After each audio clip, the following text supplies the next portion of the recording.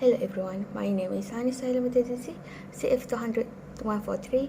I would like to start my presentation about draft mitigation. My teammate name is Khairul Mahanis binti Zulkifli, CF200-226, Muhammad Rizwan Hafiz bin Hazman, CF200-153, Muhammad Izwan bin Muhammad Zaini, CF200-140, Muhammad Fuad bin Abdul Rahman, CF200-128. Assalamualaikum warahmatullahi wabarakatuh. My name is Muhammad Fuad bin Abdul Rahman. My number 3 is CF200-128.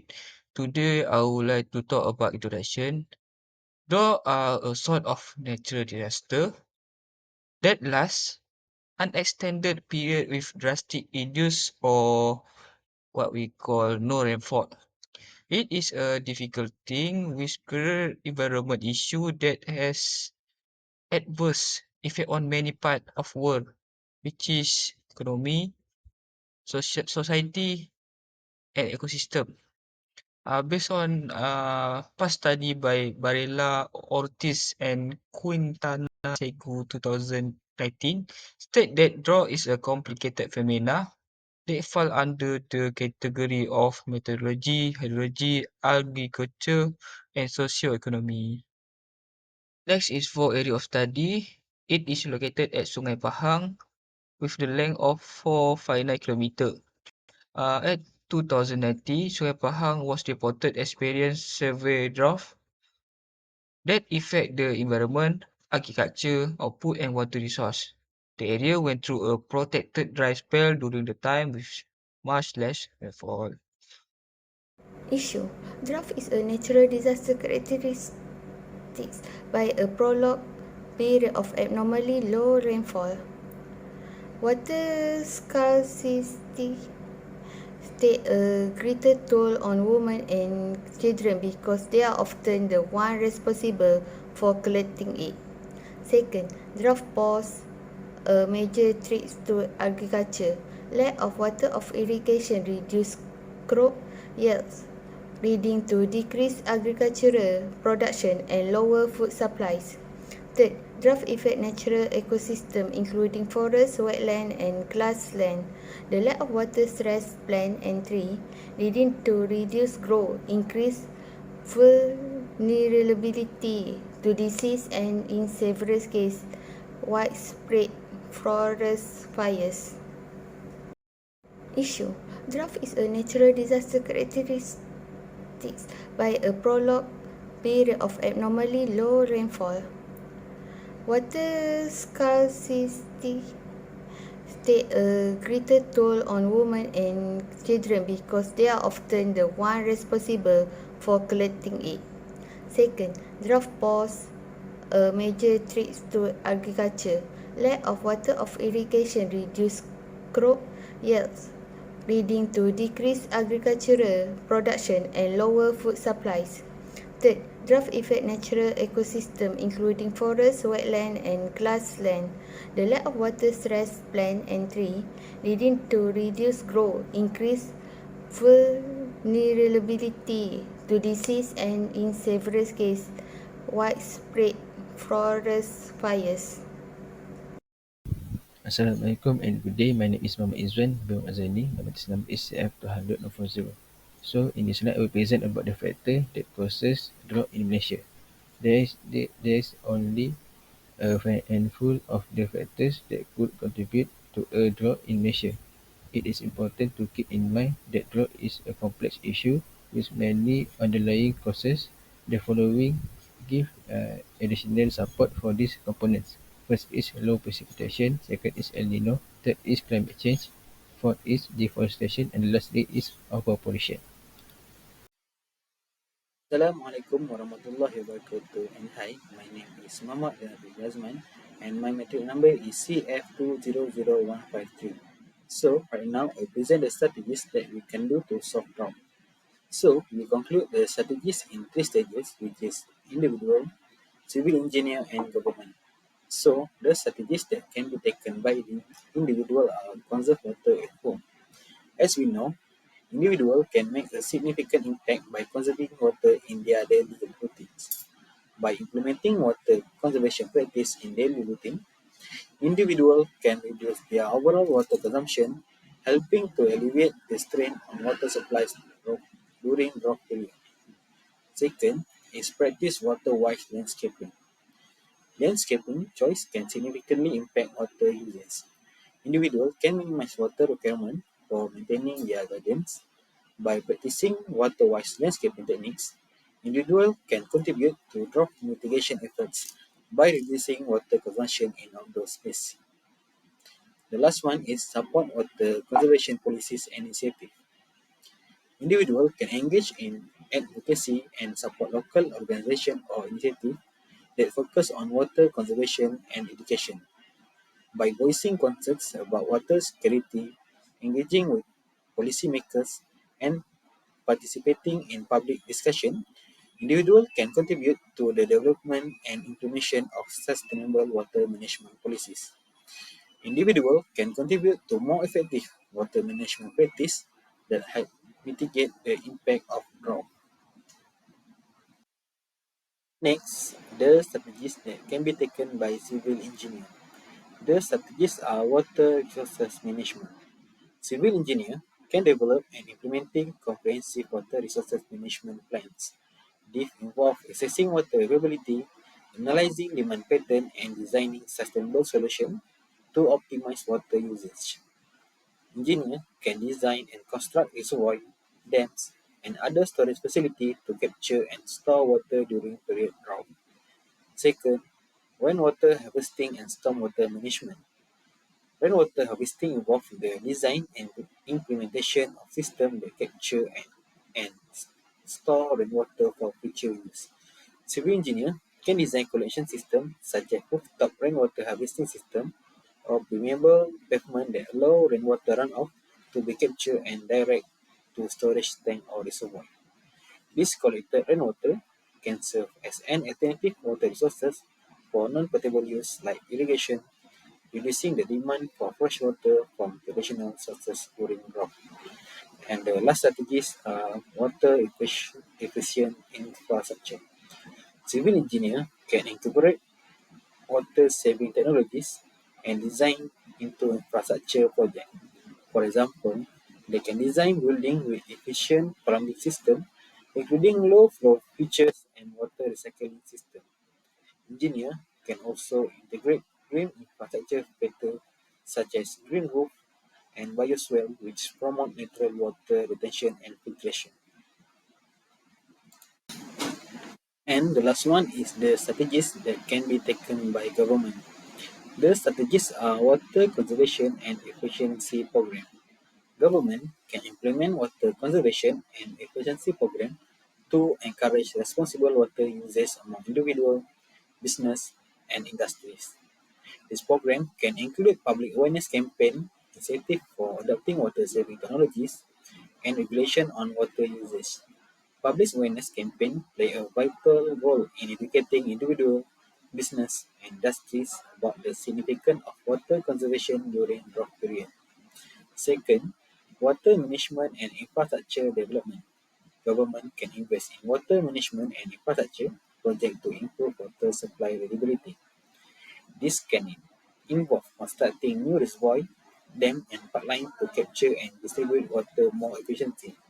Government can also invest in upgrading existing infrastructure to reduce water loss and enhance water storage capacity. By improving water management system and infrastructure, government can better prepare for drought conditions and ensure the full provision of water communities. And the last one is the diversification of water sources. Government can explore and develop alternative water sources to mitigate the impact of drought. This can include investing in desalination plants to convert seawater into fresh water, implementing wastewater treatment and reuse programs, and exploring groundwater extraction and research techniques. By these strategies, government can reduce their dependence on rainfall-dependent sources and increase water security during drought period. So next in this slide, I will present about the calculation.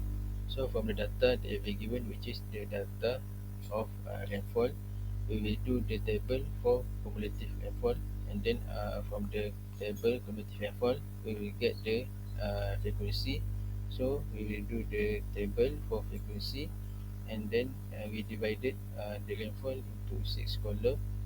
After that, we will get the value of P, which is 0.02, and then we will get the value of W to get the frequency factor for 50 years LI, which is for the W we will get 2.797, and then for the frequency factor for LI 50 years, which is we will get 2.054. So next, in this slide I will present also about the calculation.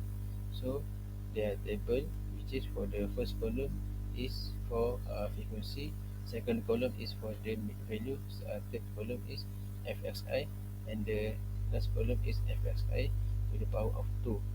And then we will get the value of mean, which is we will get 240.25 meter cube per second, and for the variance we will get 7.822 times with 10 with the power of negative 10 meter cube per second.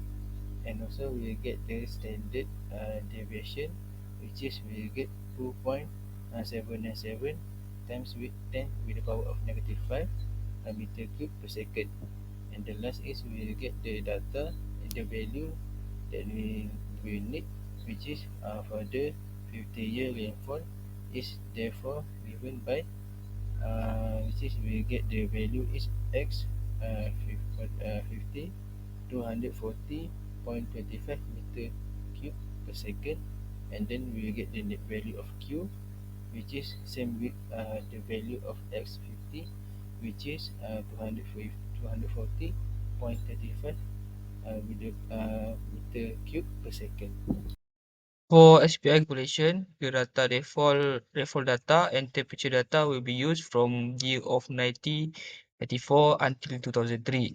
This is a table that used to describe the SPI value and category. Next, from the temperature data, we make the calculation, which is SPI. After that, we determine the value and category, and we find that the worst drought occurred in the severe drought category, and it happened between 1995, 1996, and 2000. After that, for rainfall data, we make the same regulation and we determine the type of drought, and we find the worst SPI value and category, which is the extreme drought. That happened in 1997 and 1998. Assalamualaikum warahmatullahi wabarakatuh. My name is Khair Marhanis binti Zakafri, matrix number CF226. I'm going to explain about the authorities involved for drought management in Malaysia. The first authorities involved is Malaysian Meteorological Department, which is Met Malaysian. Met Malaysian is in charge of issue early warnings for droughts by utilizing various criteria such as weather and climate forecasting tools, including numerical modeling and related index that indicate early signs of droughts, such as the occurrence of phenomena like El Nino. Next is Department of Irrigation and Drainage, which is DID. There is yet a Department of Water Resources at the federal level, but the DID is seen as the main reference point in the water sector. The DID formed in the year 1932 to take over the irrigation and drainage work under the Public Works Department, and the DID has since then increased areas with irrigation facilities and increased rice yield for the country. The ID Malaysia started a drought monitoring program in year 2001 after experiencing a severe drought in year 1998. One of its first initiatives was to create a website dedicated to monitoring drought. The goal of this website is to help relevant agencies prepare in advance for drought events. Next is I will explain about the rules and regulation for drought management. The first one is regulation for standard operating procedure, which is SOP. The Malaysian government created a set of guidelines called the Standard Operating Procedure (SOP) to manage the drought disaster in the country. These guidelines were developed by various agencies and led by the National Security Council of the Prime Minister Ministry. The SOP was created based on the past draft events such as those in 1992 and year 1998. It provides instruction on how to classify drafts, which agencies are responsible for monitoring them, the severity of draft, communication channels, and the roles and responsibilities of relevant agency in a case of a draft reaches a dangerous level. Next is the Standard Precipitation Index, which is SPI. The Standard Precipitation Index is a draft index that measures the probability of a precipitation over different time periods.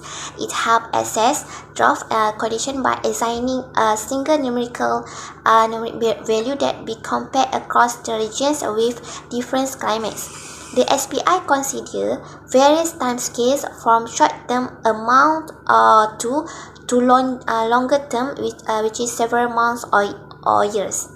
Lastly, for the conclusion, understand the consequence of drought and implement it with appropriate measure is very important to overcome the issue.